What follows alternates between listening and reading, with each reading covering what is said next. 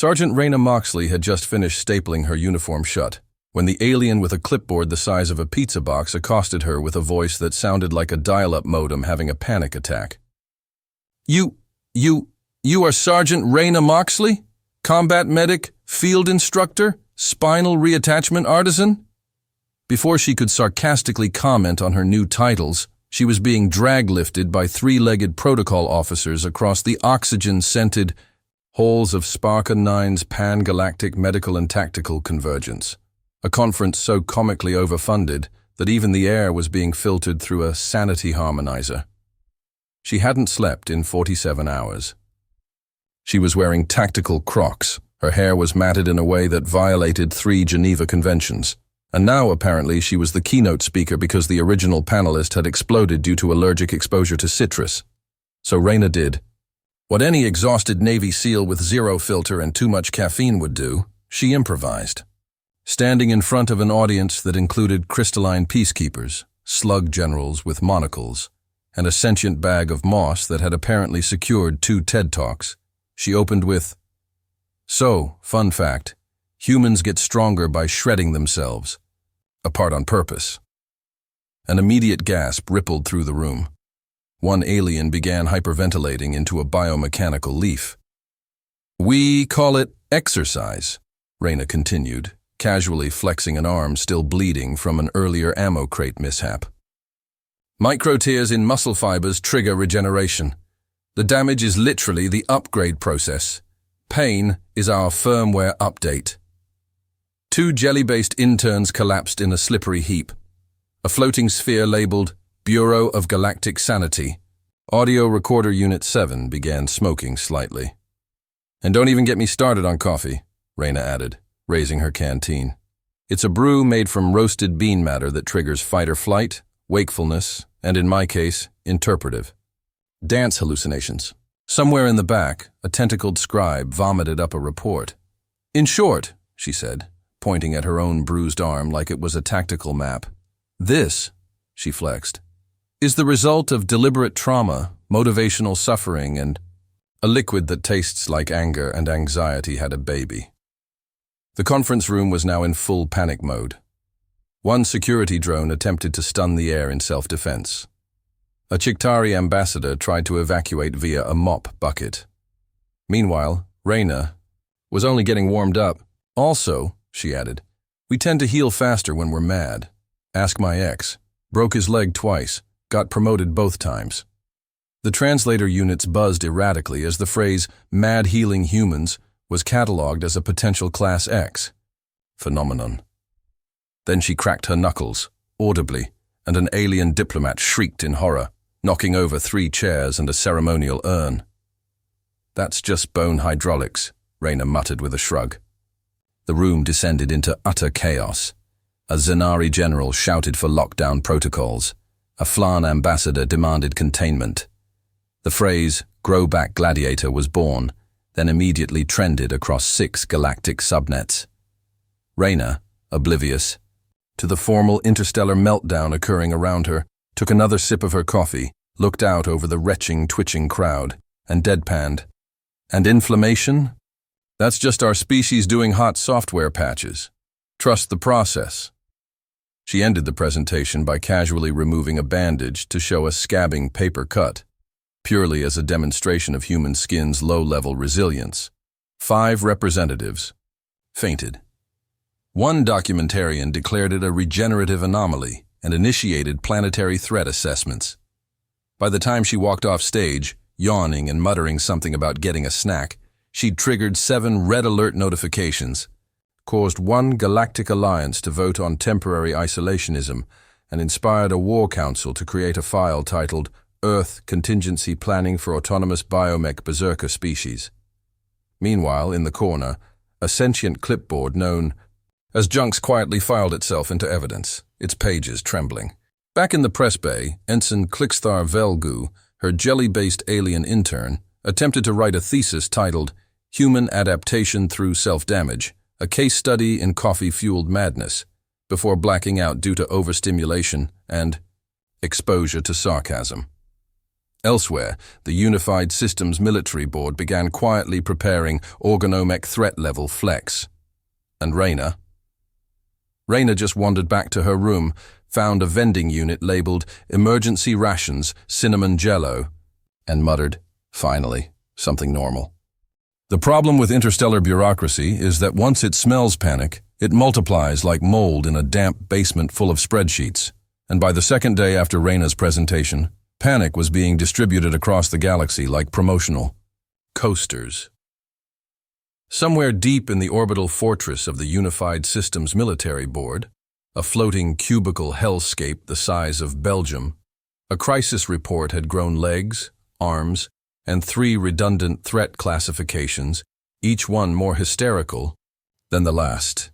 A 12-eyed general named Varnut Stolix of the USMB squinted at a blurry screenshot of Reyna's bicep midflex, surrounded by timestamps, zoomed-in tissue scans, and a highlighted transcript, quote, "Pain is weakness, leaving the body."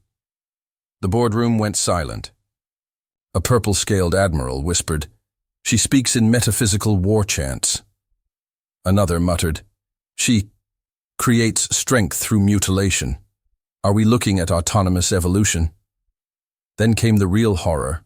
Someone pulled up a slow-motion analysis of Reyna casually dislocating and relocating her own shoulder while adjusting her gear mid-speech.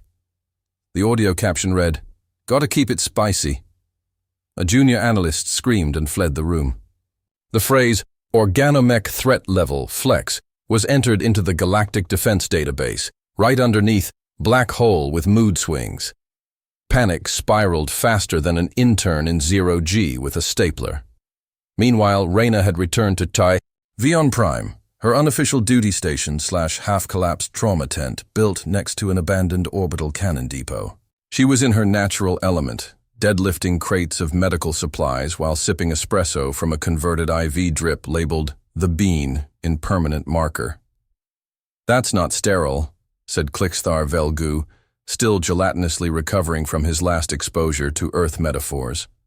"Neither is war, Jello," Reyna replied, squinting against the sun as she casually tossed an entire pulse rifle rack over her shoulder and walked it to the ammo tent. Her students, an unlucky mix of alien cadets, overconfident interns, and one disgraced surgeon from the Plaxian Academy, watched with something between awe and gastrointestinal discomfort. Then came the visit. A dropship shaped like a disappointed parent's sigh touched down with the gentle grace of a midlife crisis. Out poured a containment team from the Bureau of Galactic Sanity, white-cloaked agents with scanners, flowcharts, and nervous gulps. Their leader, Marshal Twatok Crid, had memorized over 3,000 military containment protocols and once tranquilized a teleporting eel ambassador with a glance. He took one look at Reyna, bench-pressing a coolant tank while diagnosing a sprained tentacle, and whispered, "We are not trained for this." His second-in-command tried to scan Reyna's biometric readings, but the device overheated, emitted an insulted squeal, and shut down. "You're all standing funny," Reyna said without looking. "Posture's important if you want to avoid disc herniation when ducking mortars." "This is a biohazard zone now," Crid announced, attempting to sound authoritative while sweating profusely from his frills. "We're initiating Protocol 119 Beta, preemptive observation of sentient anomaly threats." "You're observing me?" she asked, finally turning around. "Good. Observe this." She slapped her own shoulder back into place with a wet crack and a grin so wide it should have required a license. 3 agents dropped their scanners. One ran screaming into a tree. Crid swallowed and tried again. "We understand you possess adaptive regenerative capabilities. The phrase grow back berserker has surfaced in 22 diplomatic incidents." "Buddy," Reyna said, patting him on the back so hard it rebooted his personal assistant AI. "I'm just a medic with caffeine issues and a gym addiction. The only thing I've ever grown back was dignity, and even that's spotty. But the damage was done." Behind her, one of her students, an overexcited arachnid named Flitz, asked earnestly, "Instructor Moxley, what is revenge healing?" "That's just a joke," she said. "We heal faster 'cause we're stubborn and pissed. Pain motivates us, but the words were already spreading. Pain, motivation, tarn, strength was entered into the Galactic Anomaly Watch Index. Misinterpretations. Spread like fungus. Earthlings weaponize suffering. Sarcasm, threat display. Coffee is biochemical warfare. Humans punish wounds by evolving. One agent attempted to confiscate her espresso fee bag and accidentally got elbowed mid-sip. The footage, frozen at the moment of impact, went viral across 5 systems. Captioned, Earthling disables containment officer with elbow twitch.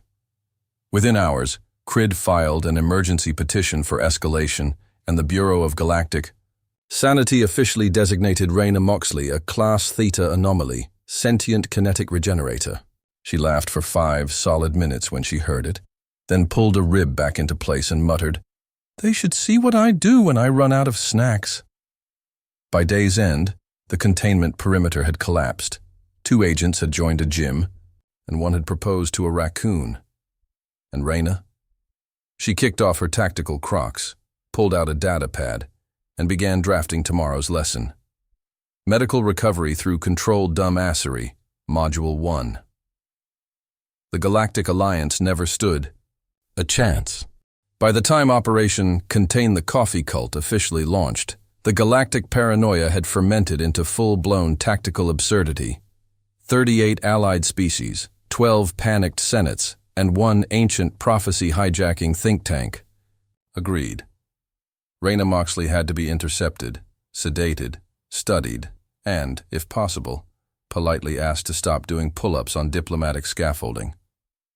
The Bureau of Galactic Sanity's Emergency Response Unit descended on Vion Prime with the subtlety of a drunk asteroid, deploying containment domes, translators, emotional support drones, and a suspicious amount of lemon-scented disinfectant. What they found, however, wasn't a lab-grown berserker summoning hellfire through quad presses. It was Raina, lounging in a folding chair made of 2 scrap rifles and a spine brace, calmly stitching a lizard soldier's thigh while sipping espresso through a helmet straw labeled motivational fuel injection. The agents stormed her base like they were expecting claws and rage gas. Instead, they were greeted by a sarcastic Navy SEAL who looked up, arched a brow, and said, "Is this about the Jell-O again?" Behind her, medical students were using CPR dummies as arm wrestling opponents.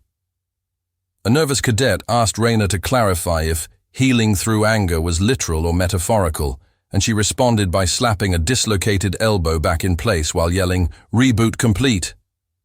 The scream that followed was mistaken by 2 alien observers as a war prayer. Agent Flarnix of the containment detail attempted diplomacy, stating, "Sergeant Moxley, your actions have destabilized multiple psychological safety matrices." Raina stared. "You mean I scared people with stretching and snacks?" "You called inflammation a software patch," Flarnix snapped, adjusting his panic collar. "You made a child cry by flexing. I made a diplomat cry by sneezing. That's a them problem," she deadpanned. Then she offered them a protein bar shaped like a grenade. Things escalated when a clipboard, Junks, now fully self-aware and armed with a sarcasm recognition protocol, broadcast a hollow recording of Raina teaching her class that revenge is the most effective form of tissue regeneration. The students roared in laughter. The aliens did not. Agent Crid, now visibly shaking and sweating enough to irrigate a moon, pulled Raina aside and asked, with the quiet intensity of a man dangling over a sanity chasm, "Is it true your people inject rage into their veins? Is this the serum you call pre-workout?" Raina took a long, slow sip of espresso and answered, "Only if we're low on sleep and morals." The quote was immediately misfiled into galactic biohazard protocols under hostile metabolic enhancement. Moments later, a brawl broke out, not between enemies, but between containment agents arguing whether soreness was an early symptom of Earth's transformation virus. One agent started repeating, "No pain, no gain," like a mantra. Another demanded to see Raina's mitochondria.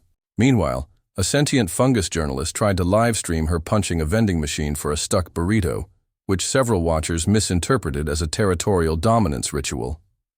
Then the real chaos started. A Martellin linguistics professor attempted to debate Reyna on the meaning of the phrase, "Suck it up, buttercup," only to suffer a minor stroke trying to translate it into root syntax. Half the alien cadets began mimicking Reyna's shrug and grimace maneuver as a defensive stance, while the rest adopted sarcasm as their new official language. Someone tried to confiscate her coffee. Reyna responded by lifting a med crate labeled "Caution Spinal Equipment" and muttering, "Back day." That mutter made it onto 6 wanted lists. Crid, at the breaking point, activated Emergency Containment Omega. The plan? Tranquilize Reyna, collect her IV espresso unit, and detain all participants in motivational healing seminars. Unfortunately, as the agent approached with a dart gun, Reyna tripped, nicked her thumb on a bolt, muttered "ow," and stared at the drop of blood with all the drama of a Shakespearean monologue. That single drop set off 15 scanners, 4 overreactions, and an unintentional defense alert coded, "Self-wounding reflex detected. Evolutionary spike event probable." Crid screamed. The gun misfired. Junks declared itself a sovereign state. And Reyna? She wiped her finger on her cargo pants, took another sip and asked, "Are we done freaking out, or do I need to start stretching?" By nightfall, 20 agents had filed psychological leave forms. The Galactic Senate received an urgent update classifying Earth combat medics as semi-mythic kinetic anomalies with flavor-based fuel sources. And somewhere, deep in the panic spiral servers of the Bureau of Galactic Sanity, a new alert was added to the highest level of threat index. Do not allow Earthlings to explain their biology without a translator, a medic, and a therapist present. Reyna laughed until she snorted, cracked her neck, and muttered, "Tomorrow we do lunges." The aliens prayed they wouldn't live that long. The summit to de-escalate the galactic meat-fueled panic was convened in the hallowed halls of the Bureau of Galactic Sanity's Crisis Amphitheater, a levitating obsidian dome pulsing with bureaucratic dread and herbal air diffusers. Seated, around the circular diplomatic ring were the galaxy's finest minds, twitchiest strategists, and most heavily sedated linguists, all desperately hoping that this Terran incident could be filed under cultural misunderstanding before someone nuked a gym. At the center sat Sergeant Reyna Moxley in full Navy SEAL tactical gear, except with the sleeves ripped off, a cup of espresso steaming in one hand, and a sarcastic smirk fixed to her face like war paint. Her expression radiated, "I should not be here, but I also kind of love this," while her presence alone caused 2 lizard delegates to clutch their inhalers and a sentient mist being to coil itself into a stress spiral. Next to her was Clixthar Velgu, now technically her legal interpreter/fainting assistant, hovering nervously and whispering translations like, "They're trying very hard not to scream, and please don't crack your neck again. It triggers heart attacks." The summit moderator, Ambassador Elora Yinks, who resembled a glittering wind chime having a panic seizure, cleared her throat with the subtle jangle of impending breakdown and began, "We are gathered to determine whether the Terran combat medics demonstrations constitute biowarfare, cultural intimidation, or merely gym culture." Reyna raised a hand. "It was a trauma care demo, not an invasion. I literally fixed a guy's spine with duct tape and a prayer. That caused someone from the Fungaloid Confederation to faint audibly. You ripped a muscle, live on feed, and said, quote, 'This is how we level up,' the ambassador replied, barely holding her holographic agenda steady. "Yes," Reyna said cheerfully, "that's called hypertrophy. Look it up. And the coffee? Not a bioweapon. It just makes mornings survivable, for like an hour." The Bureau of Galactic Sanity simultaneously flagged the term hypertrophy as a potential energy absorption mutation and issued a temporary import ban on all dark liquids. Things got truly apocalyptic when Reyna, attempting to demonstrate natural healing, pricked her finger on a stapler and let a single drop of blood hit a disposable napkin. The shriek that followed came not from her, but from a reptilian scribe who collapsed, convulsed, and began shouting in Old High Bjark that the flesh remembers. 2 representatives evacuated. One swallowed a cyanide capsule labeled 4, use only if Terrans regenerate on sight. Junks, now the first sentient clipboard to win a journalism award, rolled forward and began projecting slow-mo footage of Rayna laughing through mild injuries while deadlifting medical equipment. "See?" she said, gesturing to the screen with her bleeding finger still casually unbandaged. "It's not magic. It's just rage plus recovery plus protein." At this point, an alien diplomat attempted to classify emotions as illegal biochemical stimulants, and the Andoran tribunal proposed restricting all Earth-based movement exceeding a light jog. Chaos was only a heartbeat away, until Marshal Twatok Crid, looking like a man who'd been spiritually slapped by an elliptical machine, staggered forward and croaked, "Enough! She is not a berserker. She is Earth's warning label." The chamber hushed. Rayna, surprisingly, didn't interrupt. Crid continued, sweating through 4 layers of regulation armor. "We do not understand them. They weaponize snacks. They metabolize rage. They high-five after concussions, but they are not invading. They are just existing." The silence was deafening, broken only when Klixthar Velgu whispered, "Should I confirm that high-fiving after head trauma is not cultural dominance?" Rayna nodded. "Yes, but also, sometimes it is." The Bureau convened an emergency session, during which Jello was reclassified as a tactical miscommunication hazard, marshmallows were placed under controlled import review for cultural deception softness, and coffee was officially labeled a Level 2 confidence fluid. Earth species was no longer considered a Class Theta threat, but rather downgraded, charitably, to a cautionary example of adaptive anarchy. Rayna was banned from public analogies for 10 standard cycles and given a diplomatic citation for unauthorized educational emotional shock. As the summit concluded, an alien peace envoy shakily approached her, extended a cautious pseudopod, and asked, "Would you teach us how to not die from soreness?" Rayna smiled, wiped her bloody finger on her cargo pants, and said, "Sure, but you'll cry a little." As she walked out, sipping the last of her lukewarm espresso, the amphitheater lights flickered, the bureaucracy trembled, and across the galaxy, planetary gyms saw a 300% increase in sign-ups under one shared training protocol. The Moxley method, pain is the tutorial.